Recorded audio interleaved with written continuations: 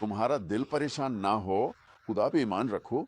ईसा ने फरमाया, मुझ पर भी ईमान रखो। हाँ, वो कहते हैं, मेरे बाप के घर में बहुत से मकान हैं, बहुत से मकान हैं। वो कहते हैं, अगर ऐसा ना होता तो मैं तुम्हें बता देता, ठीक है? और वो कहते हैं, मैं तुम्हारे लिए जगह तैयार करने जा रहा हूँ। हाँ, ताकि जहाँ मैं हूँ तुम भी वहाँ हो सको। और अगर मैं चला जाऊं तो मैं वापस आकर तुम्हें अपने पास ले लूंगा, और हमेशा हमेशा के लिए।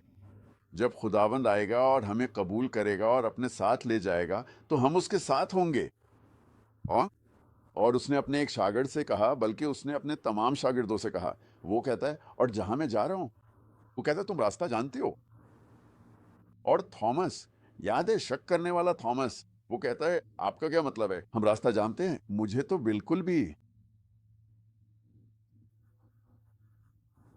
ईसा ने फरमाया, मैं ही रास्ता हूं, सच्चाई हूं और जिंदगी हूं।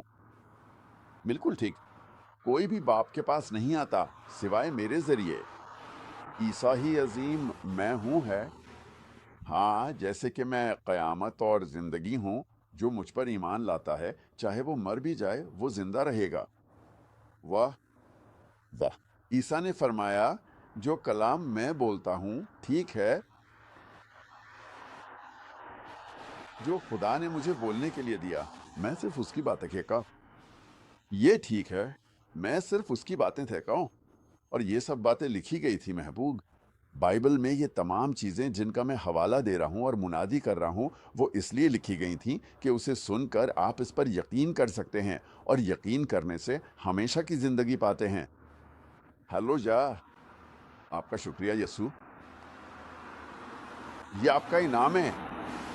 ये आपका ईमान लाने का सिला है। ये कुछ भी नहीं है, बस उसे सुनें और उस पर यकीन करें और इसे कबूल करें, और इसके लिए यसु का शुक्रिया अदा करें। आमीन।